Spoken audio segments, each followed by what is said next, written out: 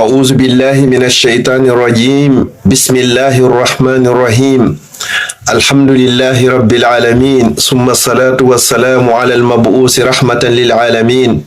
محمد بن عبد الله وعلى آله وأصحابه ومن والاه أما بعد السلام عليكم ورحمة الله وبركاته aray musidɓe julɓe tedduɓe ɓawo yettude o Allah bajjo seniɗo wawɗo mo ronkata taguɗo en waɗi en bani adama o waɗi en kadi julɓe haray hiɗe yettamo e dow nemaji ko o nemini en tawata se limi nemaji ɗin en wawa andugol ko ɗi jelu yo Allah waɗu en yettayɓe Allah yettayɓe nemaji makko wata Allah waɗu en yeddayɓe Allah wata waɗa Allah waɗu en kadi yeddayɓe nemaji makko musidɓe julɓe tedduɓe ɓawo ɗum ɗo haray ɗe juula yo ɓurnaɗo tagi fo Muhammadu sallallahu alayhi wa sallam kanko e ɓeygure makko nen fof e sahabaɓe makko ɓen ɓe dendagal e kala wonɗo e lawol ɓeɗo yo Allah waɗu en e maɓɓe haray musidɗo moɗon Abdallah Diallo Bruxelles salmini on salminago l'islam salminago yimɓe aljanna ka aljanna mi toriki Allah yo Allah waɗan on fof moɗon jeyaɓe yimɓe aljanna wonɓe e ndaro yeyɓe e feƴƴino yeyɓe mi toriki Allah subhanahu wa ta'ala yo Allah taw en fof meɗen ko tagiraɗen hara ko natugol aljanna haray adumina dande yewtere anden inchallah haray miɗo toro Allah subhanahu wa ta'ala on arsikuɗen horugol lewru sumaye mi toriki Allah subhanahu wa ta'ala yo Allah jaɓan en yo Allah arsiken kadi wawen horugol jeego juldanuje ɗen kadi o jaɓana en miɗo toro Allah subhanahu wa ta'ala e nde ñalade juma teddude ɗo ñalade ɓurde moƴƴude ñalade juma nde e ñalade yontere nden fop yo Allah taw enen foof meɗen en renɗinama e natugol yiite jahannama mi toriki Allah subhanahu wa ta'ala kala julɗo ka o nawnima o nawnira yo Allah dikkinanmo mi toriki Allah kala julɗo fatiɗo yo Allah o yaafumo mi toriki Allah kala julɗo ka mari ande ko Allah wawi ittande ande nde yo Allah ittanmo ande makko nden kala ka julɗo maapi yo Allah ittanmo maapo makko kala ka julɗo ɓili yo Allah hum ɓiltumo mi toriki Allah julɓe marɓe ɓen fop yo Allah hum ɓeydanɓe nafaɓe renanaɓe aynaɓe waɗa barke ko ɓe jogui ko ɓe jogaki ɓen kadi fop yo Allah hum okkorɓe ya rabbal alamin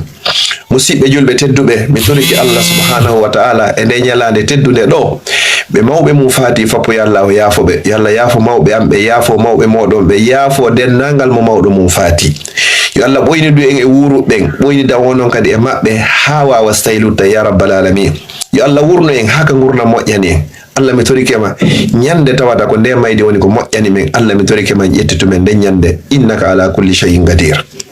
musidɓe julɓe tedduɓe komi falete andintinde hoore an ɗo awwalan wa akhiran mi andintina musidɓe an fo ko hunde wotere bone hun gotum ɓurkun e hulɓinade e boneji jeeyakun e boneji ɓurɓe hulɓinade fi honɗum ko naɓay kun goɗɗo e nder yiite jahannama tawata bone hun ko hikun hulɓini ka Allah ɓuri bone jeeno ɗum noon ko angal juutingol ko honɗum woni ɗum ko wiyete kon ñoore nelaɗo sallallahu alaihi wasallam ɓe maaki e hadis ɓe maaki wa iyyakum wal ghiba mi rentini on ko wiyete ñoore fa inna al ghibata ashaddu min az-zina ande bakkatu ñoore no hulɓini ka Allah ɓuri bakkatu jeeno musidɓe julɓe tedduɓe nelaɗo sallallahu alayhi wa sallam hiɓe rentini en e muɗum Allah kadi no rentini en e ko wiyete kon ñoore Allah subhanahu wa ta'ala on o landi en ene wo ko hommo e meɗen yiɗi ñamugol tew musidɗo makko mayɗo surra ɓawo balɗe tati yaltina on tew musidɗo maɗon ñaama wo ko hommo e meɗen yiɗi ɗum Allah ini fakarihtu mu on foppo hiɗon añi ɗum miɗo añi hiɗa añi hay goto yiɗa ñamugol tew musidɗo ma hay so tawina mayɗo wona noon fere mayɗo ubba ka nder leydi ɓawo balɗe tati a yiɗe ñamugol ɗum wo hay goto e meɗen yiɗata ɗum wo awa noon sa ño'i goɗɗo no fota wasa ñaami tew musidɗo ma on o ɓawo ubbede e nder balɗe tati joni noon a yiɗa mi yiɗa kono no woni ñoore ko wolugol musidɗo ma ko mettata mo hara mo wonde muɗum e ɓawo makko hara susata wolugol e tawne makko haray woni ñoore si tawi kan a wowli e hoore makko ko o wonda ko o alda haray woni bakkatuji ɗin ɗiɗi haray a ñoyi mo a yeltike kadi a fini kadi hoore makko haray ko ɗum ɓuri hulɓinade kaari waɗi ɗum ɗo kaari ko ɗum ɗo hara joganake dalil hay si tawi hara himo wonde muɗum kono si tawi hiko yeeso makko a susata wolugol andu haray woni ñoore nelaɗo sallallahu alayhi wa sallam noon fewdo ɓe royra ɓe wi ka leydi ga ɓe seeni ka kammo hiɗen andi nelaɗo sallallahu alayhi wa sallam Allah imminno seydina Jibril ɓe arani nelaɗo sallallahu alayhi wa sallam ɗe nder Makka ɓe yewi Makka ɗon ɓe yehi Jérusalem Palestine ɓe julni ɗon annabaɓe fof ɓe guluje 194 ko ɗum woni 124 000 annabaɓe mo ɓe kadi hooti ka kammu ka woni ton nelaɗo sallallahu alayhi wa sallam e Jibril ɓe ƴewdi noon ka kammu ɓe yahoyi ha ɓe hewti nokkugo nelaɗon ɓe feƴƴiri ɗon e yimɓe. On andi nelaɗo visite no aljanna o, ɓay ɓe visiti aljanna o ɓe tawi ko homɓe ɓuri yiɗude nder ton ko miskinɓe ɓen. ɓe visito yiite ngen kadi ɓe tawi ko homɓe ɓuri ɗiwɗude ka nder yiite, ɓe tawi ko rewɓe ɓen. nelaɗo sallallahu alayhi wa sallam landi ko fi honɗum, ɓay ɓe arti ɓe waɗi contrat ndi on, sonnajo go landino nelaɗo sallallahu alayhi wa sallam wo ko fi honɗum ko minen rewɓe ɓen ɓuri ɗuɗugol ka nder yiite jahannama. nelaɗo maki sallallahu alayhi wa sallam wo ko sabu piiji ɗiɗi perte ɗuɗɗini on ka nder yiite. wohi ɗon heewi huɗugol, sonnajo o seytinayi tun o huɗo ɓiɗɗo makko on tawi huɗu neniraɓe tedduɓe. ɗiɗi hiɗon heewi dullangol modiɓɓe mon ɓen. an e modima o wonda e duuɓi ñande go galɗon ndun gokkum o inna min ila mi hewti ka maɗo ha hande mi heɓari moƴƴere e juuɗe ma. ko sabu ɗi konnguli ɗo ɗiɗi hebbino yimɓe sonnaɓe nga nder yiite jahannama. neniraɓe tedduɓe on torama on jeejama, bandiraɓe tedduɓe teddirɓe l'islam, acce huɗugol ɓiɓɓe ɓen, du'ane ɓiɓɓe ɓen wata on huɗuɓe. sa yi ɓiɗɗo o waɗi ko hana waɗede, ko hanaka waɗede, ko fewani woni. so feewino pelleti ko hanuno kon o waɗayno. du'ane ɓiɓɓe moɗon ɓen wata on huɗuɓe. ɗiɗaɓum ɗum kadi anditane modiɓɓe moɗon ɓen wata on dullanɓe. ko sabu ɗiɗo ɗiɗi ɗuɗɗinoye sonnaɓen ka nder yiite jahannama. hebbingol huɗugol ngol e hebbingol dullugol ngol. haray noon dullugol hina ko moƴƴi, tentini noon wonande o modibbo ma. jon noon nelaɗo sallallahu alayhi wa sallam ɓay ɓe yii ka yiite, ɓe yiiɗo yimɓe hiɓe waɗana peɗali ɗin ko immorde e sila. hiɓe ƴetti ɗin peɗali hiɓe peɗitade, hiɓe peɗade yeeso maɓɓe gon, peɗo ɓalli maɓɓe ɗin fabbo, peɗo ha ɗuman no ƴiƴa yalta e muɗum. nelaɗo sallallahu alayhi wa sallam ɓe maki ya akhi ya jibril, ko yo jibril, ene ɓeɗo kadi ko homɓeni ɓe jogiiɓe peɗali ɗo, peɗali ɗin kadi hara ko immorde e sila. ta hiɓe peɗitade kadi peɗo geece maɓɓe ɗen foppo ha gasa, peɗo kadi ɓalli maɓɓe ɗin foppo, peɗo ɗum fof sekita. nelaɗo sallallahu alayhi wa sallam hakke ko ɗum ɗo sunini ɓe, ɓernde maɓɓe nde wulli ɓe fesi, ɓe maki ya akhi ya jibril, ɓeɗo kadi ko honno wonno golle mum, waɗi si tawi koni yimɓe wona e lettirede, honno ɓeɗo golluno ha ɓe hewti ka ɓe hewti ɗo. on say sayyidina jibril o wi wo ko ɓe yimɓe ɗo ñamayno tebbeli yimɓe ɓen, ko ɓeɗo kadi memayno ndimuli yimɓe ɓen ka aduna. ñamugol tebbeli maɓɓe ɗin ko ɓe ño'aynoɓe, memugol ndimu makkodi go, dignité makko on, teddugal makko ngal, aybingol bani adama, ño'ugol bani adama, bonnugol fi bani adama. mommen ɓe makay mo bonnima inde o bonnima zamanu. ɓeɗo noon ko honɗum wonno golle maɓɓe, ko ño'ugol yimɓe ɓen. hara si ɓe ari ɓe jalanaɓe, siko yeeso maɓɓe ɓe jalanaɓe, si ɓe hucci hande kadi ɓe okaɓe. hiɗa andi o, hiɗa andi ko hombo ni, hiɗa andi ɓe ko honɗum ni, ɗa andi ko iwdi honɗum ni, ko honto ɓe iwri, ko honto ɓe fewriri. ko ɓeɗo wonno golle maɓɓe. nelaɗo sallallahu alayhi wa sallam ɗum ɗo sunni ɓe moƴƴa noon, wullini ɓe kadi moƴƴa noon. haray no musidɓe julɓe tedduɓe, ñamugol tewu goɗɗo ka wuuri ɗon a yiɗa, wona noon fere wasi o maayi, a wasi a ño'i goɗɗo, a wowli goɗɗo ko o alda ma, hay si tawi hara himo wondi e muɗum, si tawi a susata e wowlugol e tawne makko, haray a ño'imo, a ñaami tewu makko. ko ɗum wonoyta joddima ndi yawmal qiyama, ko sifa ko ɓeɗo heɓuno kon. allah waɗanoyte peɗali har ko immorde e silaji ɗin, ko ɗum ɗon onti duppitiroyta yeeso muɗum gon e ɓalli muɗum ɗin fo. musidɓe julɓe tedduɓe,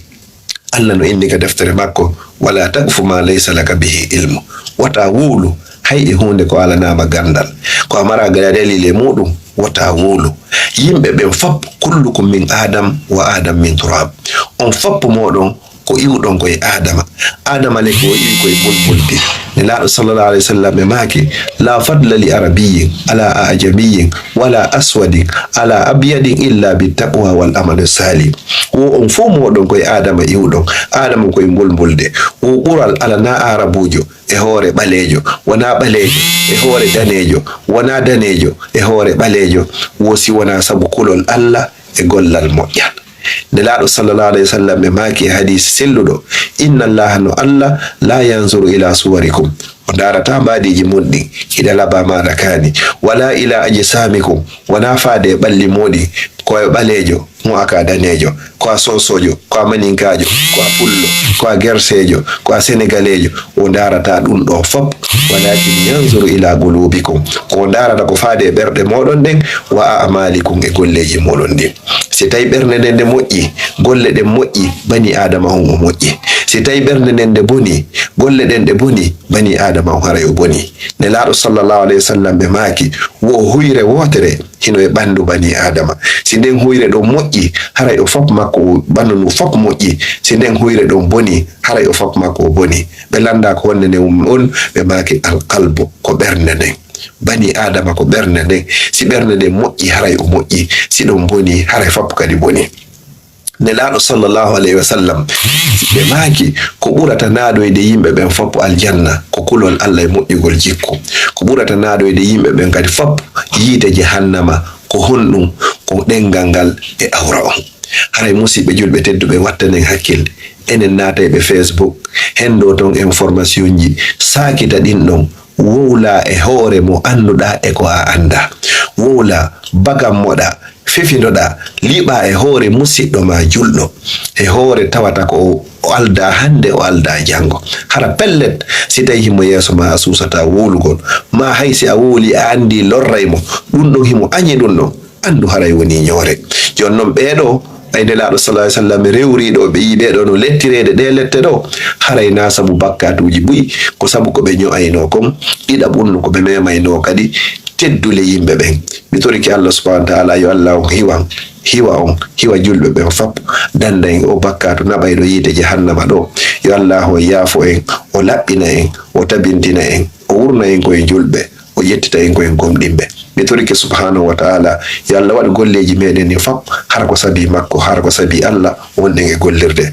allah min torike ma wurnu men ha ka gurna moƴƴani men allah min tawi min torike ma ñande anduɗa pellet ko mayde nde woni ko moƴƴani men hara ruttorde amen ko jannatul firdawsi laala allah mi torike ma ƴettitu men nden ñande allah mi torike ma waɗ golleji amen ɗin fop hara ko fima wona e gollirede allahumma ja'al jam'ana haza jam'an marhuma wa tafarruqana min ba'di marru'an fasuma برحمتك يا أرحم الراحمين يا رب العالمين اللهم لا تجعل الدنيا أكبر همنا ولا مبلغ علمنا ولا إلى النار مصيرنا